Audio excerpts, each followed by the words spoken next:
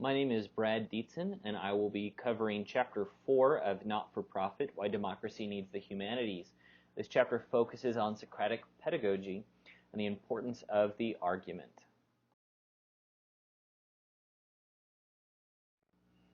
Before we jump into Chapter 4, I wanted to take a quick look over Chapters 1 through 3 again, just so we can get an idea of her logical progression.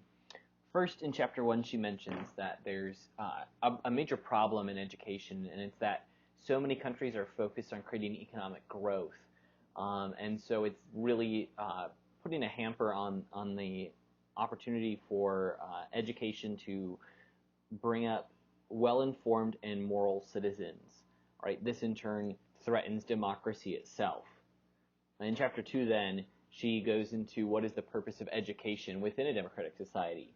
Right, so is it the purpose that we should create submissive cogs whose whole purpose is just to be inserted into the machine and contribute to measurable economic growth? Well, no, not in fact. That is contrary to a democratic society.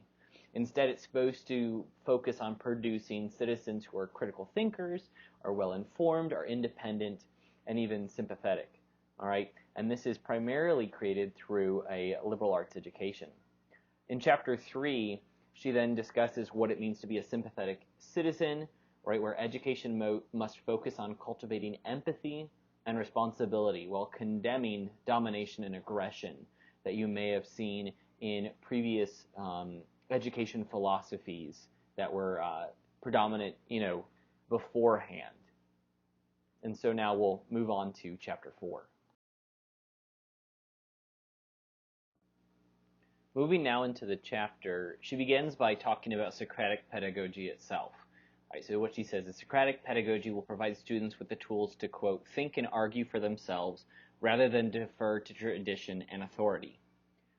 This is provided in a liberal arts education, but that is unfortunately becoming rarer, not only in the K through 12 setting, but also in the university setting.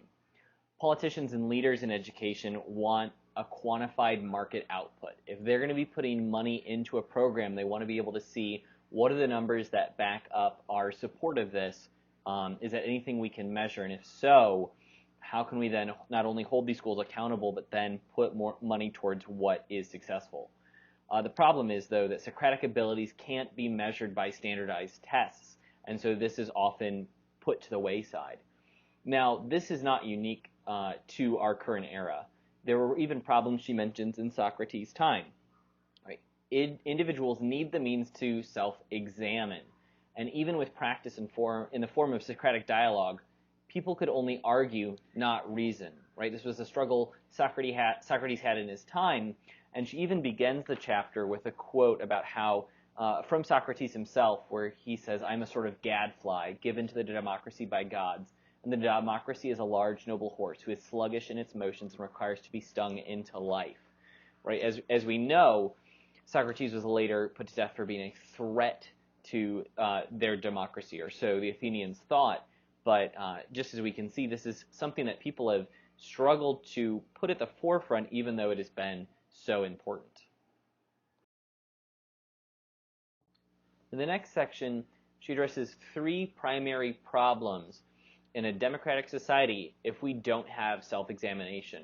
And in each of these, she uses anecdotes to describe kind of what's happening here, or what this problem looks like.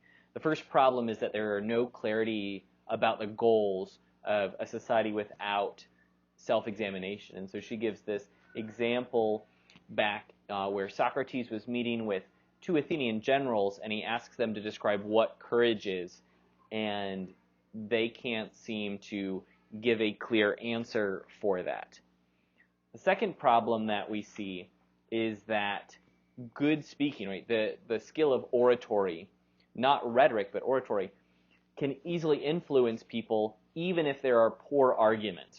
And so she gives this example where there are two different speakers, one a demagogue, one who is more sympathetic. And the good speaking demagogue uses his ability to convince these people to send out and kill all the men of this city and to enslave the women and children.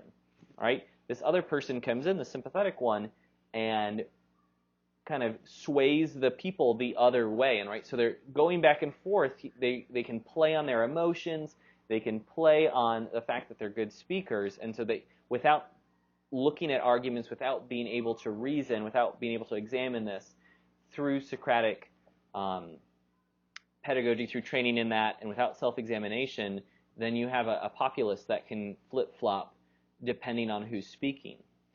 Finally, the last thing that she mentions, the last problem, is that people will treat each other with disrespect. All right? She says, a further problem with people who lead the unexamined life is that they often treat one another disrespectfully. When people think that political debate is something like an athletic contest where the aim is to score points for their own side, they are likely to see the other side as the enemy and to wish its defeat or even humiliation. And so, right, there's a difference between something that is for sport and something where we are genuinely discussing something that's important and might even have disagreements. And we can even see that today. We just finished up the election cycle, and not to get too political here, but we can see just that, is that without having a self-examined life, you are lacking the means to be able to discuss in a way that is not only objective, but that also humanizes the views and people you are arguing with. She then continues to discuss what liberal arts in society looks like and the successes found with it. So the first thing she points out, right, one of her critiques early on in this book is that education and society in general is focused on economic success. But here's the deal, she points out. Most businesses prefer liberal arts degrees as it is for a few things. It creates a culture of individuality and accountability. Right? People don't want cogs if they want to have an innovative and independent worker, right? We want people who are creative, who can bring something new. They don't want more of the same, and so it's actually counterintuitive that we would have this type of education system that creates mindless workers. Secondly, Socratic thinking is important for the society as a whole because it eases tensions between people from different races, from different religions, ethnicities, castes, etc. Right? It builds a sense of humility and empathy. There's a mutual respect and offers a means for peaceful resolution. She then explains what Socratic pedagogy would look like in a school. So she says it must inform the spirit of the classroom and the school's ethos, right? So it has to permeate throughout the school at every grade level to some degree throughout every aspect of curriculum. She says this is not possible without small classes or at least some type of seminar, which can be challenging at larger public schools that have large class sizes, but also at large public universities that might have hundreds of students in one class. Right? One place she has people look to are Catholic schools, especially because they study philosophy. Right? She says especially Socrates should be the one you look at first because he laid the groundwork, he set the example moving forward. Right? They should be able to probe, evaluate, write, and analyze what they're learning about. Right? Now, we can find this in the U.S., and she says it's more common, but even then, that's very limited. But it's definitely not in Asia or Europe, as they have a more targeted and focused trajectory for their students, especially as they get older, as they focus in on a specific discipline or a specific skill going into the labor force.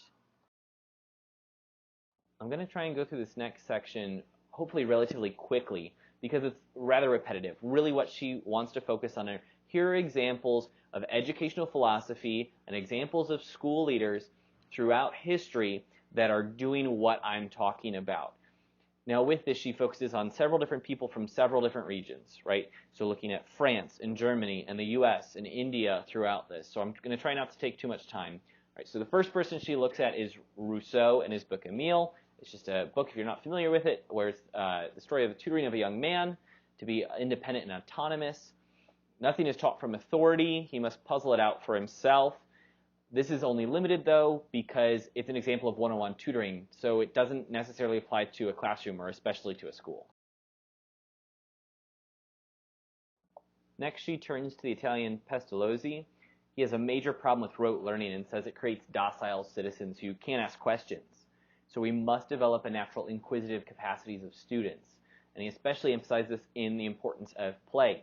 He actually wrote a novel in 1781 called Leonard and Gertrude, which focused on the education reform in a small town from elite indoctrination to participatory and democratic Children solve problems for themselves. Family love is the source and animating principle of true education, not just the school. On the downside, a lot of his ideas and the schools he started were not successful. Next, she turns to the German Froebel.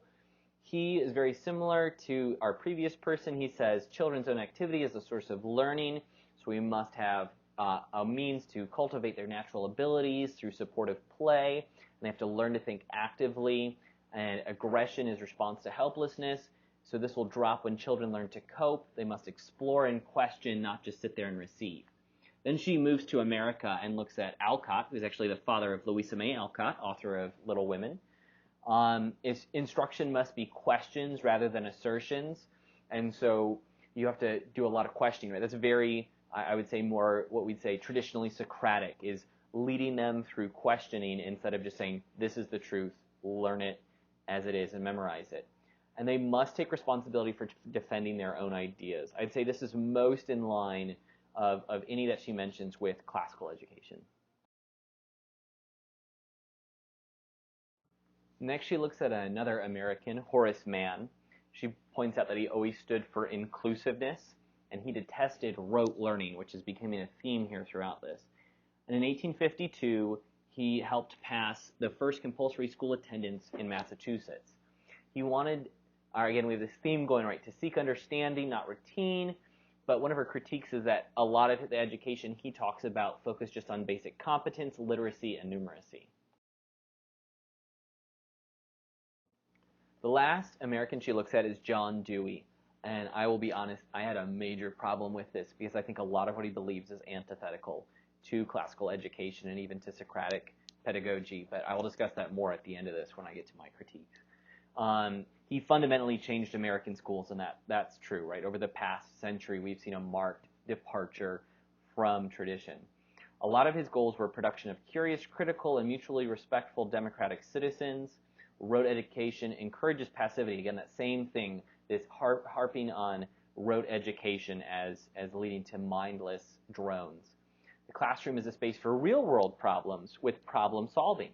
Right? We need practical engagement with issues and with others, right? It is guided by teachers, but the teacher's authority is not posed, right? I don't know if you've heard this phrase before, but often it's called, there's a guide on the side just to kind of push the children in the right direction, but the children are to find it out as they experience it, right? Socratic questions grow from solving real-world problems. And this is where I think as she's progressed through this, we see a more liberal, and not politically liberal necessarily, but just a very loose interpretation of what Socratic actually means. The last person she looks at is the Indian reformer and author Rabindranath Tagore. This is actually someone I was not familiar with and I was interested to learn more about.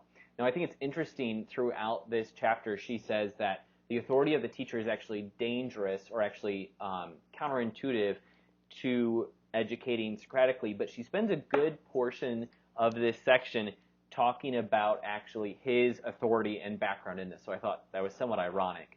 But maybe it was just more so to give some insight to who he is, since most people, including myself, might not be familiar with him.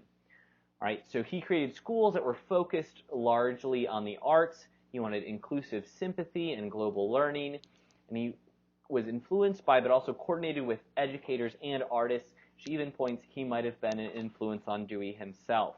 A lot of his classes were held outside, and arts were woven throughout the curriculum. Students were encouraged to engage and deliberate on decisions that governed their day. Again, this is very, I think, counterintuitive, or at least aspects are counterintuitive to what you might see at a traditional classical school, but not too far away from certain liberal arts schools or from other types of charter schools. And so she points out that from the beginning of the book that he was a great influence not only on her but on education, and that a lot of that is dropping away in the modern day, even in India. She ends the chapter by giving the reader some resources they could use so they could help develop a Socratic and inquisitive spirit within students. So what she points to is a curriculum called Philosophy for Children by Matthew Lipman and Gareth Matthews. I'm not very familiar with this curriculum, but the way she describes it is that it offers opportunities for children to engage in philosophical questions in logical form. I think it's definitely something worth looking into more because maybe it could be helpful, but looking at the rest of this chapter, it may be counterintuitive to what you might see in a classical school. I first want to focus on the positives of this chapter. I would agree that the liberal arts education provides tools for students to live in a free society and be contributing members of that society. I also would agree that a lot of schools view students as economic units. We can see this with different state tests. The STAR, for example, here in Texas, where there's so much of a focus on that, especially with state funding being a major factor in those tests. I would also agree that Socratic reasoning will help make better citizens, and I think a lot of what we've read this semester would point to that as well. But I would say I have more critiques than I do have positives for this chapter. My critiques of this chapter are somewhat longer than my praises, so I'm going to separate this into two parts. First, I want to say that I disagree with a lot of her solutions. While I understand her criticism of rote learning, and I would say that if you were purely learning through rote memorization, you're not productive because they don't have understanding and they're just sitting there mindlessly taking things in and spitting it back out, right? But I think rote learning does serve a purpose, right? Rote memorization and Socratic dialogue work, I think, in harmony and are not opposed to one another. Sayers would argue even that rote learning would lend itself more to the grammar, right? You've got to memorize those terms, understand what is the foundation here that we're building, and then from there, Socratic dialogue could serve logic and even rhetoric to some degree. Progressive educators, especially that she points to, I think have their solutions. They're actually pretty contrary to what we know as liberal arts education because they rely more on experiential learning, especially with someone like John Dewey, and some would even reject Western tradition or especially the classics. And so I don't think though we can find a solution with those leaders.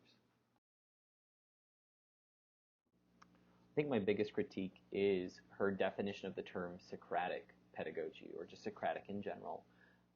She uses a very loose understanding and applies it to many different situations where it's more of just general inquisitiveness and questioning and trying to use questions to come to realizations. And a lot of it is putting the teacher to the side and instead letting the students lead the classroom. I would say that Socrates, yes, did use questioning, but he used it with a purpose to help the individual realize truth, right, and to be able to defend what they believe. And she does mention that throughout this chapter, but then she really spreads it out as she talks about these different influences on education throughout history and this evolution, and I think that it really deviates from what it would look like. I would say especially when she questions the role and authority of the teacher that we see a marked departure from what Socratic pedagogy actually should look like. And so often the analogy I hear is that the teacher should not be the guide on the side, as she describes it, right, being alongside the students, but instead the sage on the stage, right? It should be your classroom that you are in charge of and you are leading the discussion and you are setting the example and you do have that authority. It shouldn't be a blind authority that they, bow down before, but it should be an authority that you are, the arbiter of truth in that room. So I especially think not only the authority of the teacher, but the authority of the content, because if everything we looked at was just we need to question it until we come to that realization, then you're going to have a lot of students who are disengaged and disinterested, especially those who are lower, and I don't think that really lends itself to creating a well-informed citizenry. I give special recognition to one of the contributing individuals who helped make this a success, our cat Jeffrey, who decided while I was reading and taking notes to lay on the paper and roll all over it and everything. So I thought I would end this on a lighter note. Thank you for taking the time to listen. I look forward to your feedback and answering to the questions.